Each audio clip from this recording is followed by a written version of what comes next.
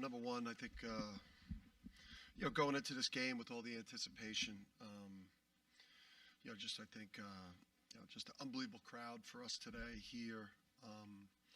Obviously, it spurred us on to, to play at our absolute maximum in terms of energy and what we did defensively. And then, minus maybe the first 5, 6, 7 minutes of that game, I think we were -6 on the glass or something. They had 5 offensive rebounds early, and to end the game plus 18 there. Obviously, we knew we had to dominate the glass, something they struggle with. But the building was awesome. Obviously, the game went as well as it could go for us, and as poorly as it could go for them. I don't think there's a program in the country I got more respect for. It's a privilege to play them. In terms of the excellence of how good they've been, how much they've won, and in the way that they go about things in terms of culture. Obviously, today, we expect to maybe play them a couple more times this year, maybe, and I don't expect these games, to end up like this. What was Hassan's impact on the game, especially on scoring? Yeah, I just think just having those different looks, I think, maybe caused some issues for Tyler today. You have a 6, you've got a 6'6" Steph on him at times, who's physical and strong and tall. And then Tristan, obviously 6'5" with length, was also guarding him. And then, you bring in a small, pesky, smaller guard that's kind of getting into him and pressuring it a little bit. So you had 3 different types of guard defenders, and then the 2 different types of ball screen defenses too. It's like the high flat with the 7'3" guy, and then the hard hedges with Sampson. I think it was just hard for him to get a rhythm because of those things. Talk about the energy and offense that Haas brought to the game too. Oh, this is the best game he's played. He's had some games like this, but he was just, like last year's team. We had incredible bench play, and that really, allowed us to, to go on runs and separate from people. And I mean, this was the exact player that when we recruited Haas out of the portal, we just thought he would be the perfect Big East guard and junkyard dog and good offensively too. Jay, how was Donovan able to have such a defensive impact in the NFL? Yeah, I mean he on some of Iguodala's baskets, he wasn't close enough to foul him. Just some of the stuff that kid does, man, it's so unique. But he showed just tremendous discipline. We've been on his ass. We've been on his butt and about, just stop putting us in position where we're having to coach around foul trouble. Both him and Sampson tend to do that to us a lot, and it's a very dangerous thing. And Donovan is one of the most impactful players in the country. We're maybe the best offense and the best defensive team in the country, maybe both ends when he's in the game. So, stay down, don't take shot fakes, wall up. I thought he had tremendous discipline.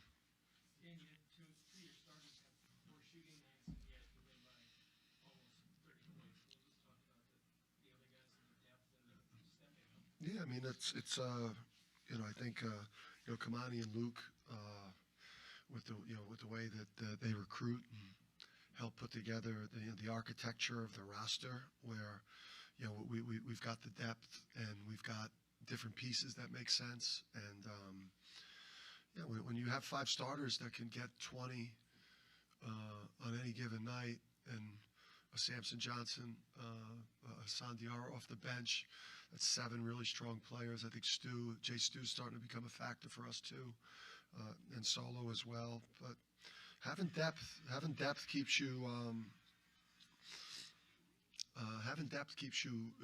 vulnerable when a couple guys have a bad game. And the first 10 minutes was really intense, and you ignored the whole way. They were dominating the offensive glass. What flipped from there? Yeah, I just that first media timeout, man, it was like literally felt like the first round of a heavyweight fight. We were incredibly frustrated because we couldn't grab the ball. They weren't necessarily like offensive rebounds that they were high pointing. They were more just like basketballs that we weren't reacting to. So And credit those guys. They've got one of the best teams in the country, one of the best cultures, and they're hard to beat to any basketball on the court. But we locked in defensively. We started to take over on the backboard offensively. Anytime you go 24 assists on 29 field goals, and I felt like, like uncharacteristically, we probably missed some really good threes today. So. Dan, you've talked all season about how good you guys are offensively, but your defense is really starting to ratchet it up right now. How good are you playing on that defensive end? Yeah, we're playing at a high level. I think even prior to Donovan coming back, I think we were starting to make improvements. We bottomed out, a couple games into Donovan's injury, but the defense started trending up a couple games before Donovan got back, and then since Donovan's come back and does what he does in terms of rim protection and now he's contesting 3-point shooters on the perimeter too. I think this group's got. Yeah, you play elite offense, you play elite defense, and you're a great rebounding team, and you play harder than the opponent. That doesn't give them a lot of places to go. It seems to kind of rise to the occasion since really towards the end of last year.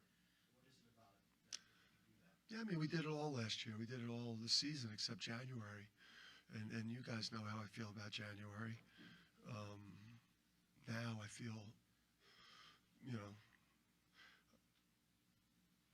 we feel much better about January. But January was just a tough month for us. Part scheduling, part meltdowns. But this is who we've been. We've only lost the top teams, minus that month of January. How many times I'm going to say January? Dan, what is it, not very many coaches have ever had a stretch like you've had the last calendar year or so. What does that feel like as a coach when it seems like anything or everything you want to happen is happening? Yeah, I think what's dangerous about how I think we feel as a program right now is we take the core. We don't fear losing. Just knowing what we dealt with last year, that tough stretch in January. And then going on and doing what we did and dominating a tournament and winning a national championship, and knowing that we dealt with a lot of adversity. I just don't think that I'm as a leader of the program. I think I'm just way more relaxed and confident, and I think that runs through the team. I think I was manic as hell last January when things were going real crappy, and I think that I'm not holding the program back. I'm probably just handling that balance between like intense and ready to play, but also joyful and excited to play. And but I'm still learning on the job. I'm going to keep getting better as a coach.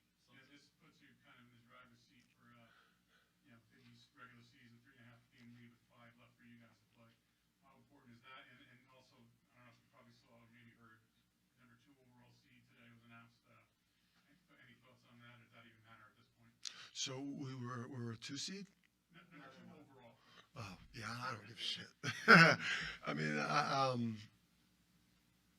listen, we talk about our road to where we want to try to go to internally, and to put ourselves in the best possible position, from a seeding standpoint.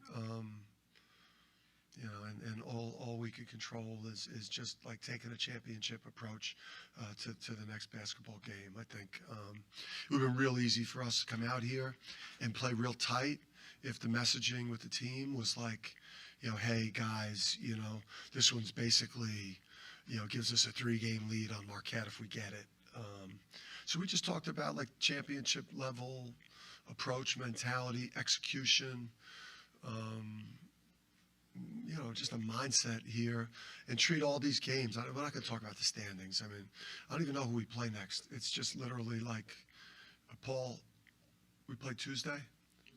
Yeah, we play Tuesday. I don't even know who we play, man. So it's just like championship approach, and just there's no reason to talk about that stuff. CJ. It seems like sometimes you talk to coaches and the climb is easier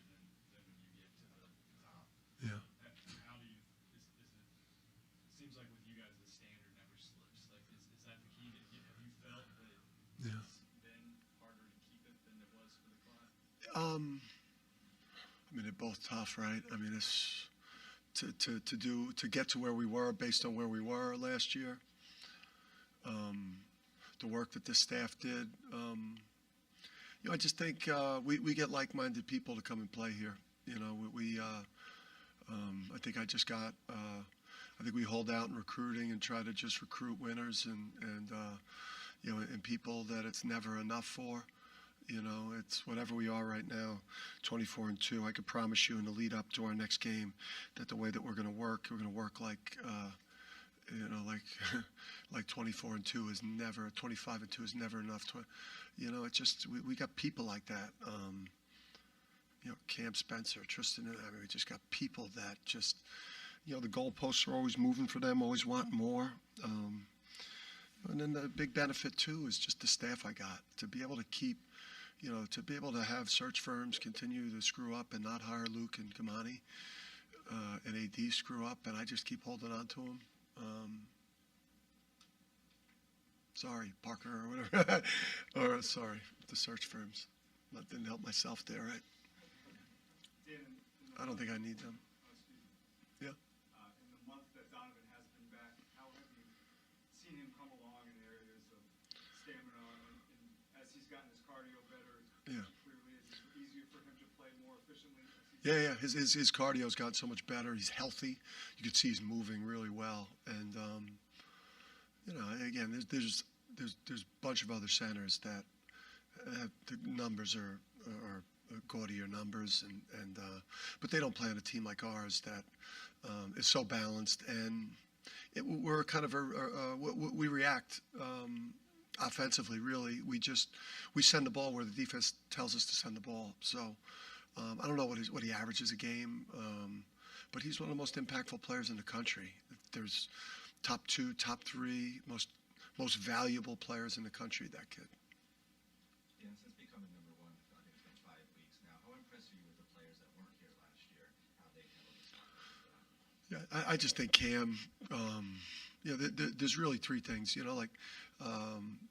Haas was in the rotation last year, but I think later in the year he kind of fell out a little bit. Sampson was hurt, so he didn't get to really experience it as like a guy. And then Cam. Cam is everybody in this program values Cam and loves Cam, and we've all experienced everything that we're going through in college this year, but Cam hasn't. And we love our brothers here, and we want Cam to experience what it's like to be top of food chain in college, playing in the biggest of games, making a run in March, competing for championships. Because nobody deserves to play in these types of moments more than Cam with what he's brought to us and just the drive, the passion, the competitiveness, will that he's instilled in his team after losing some junkyard dogs that we had last year with Adama Hawk, Andre. So he's added a lot that way. Anybody else? All right, guys.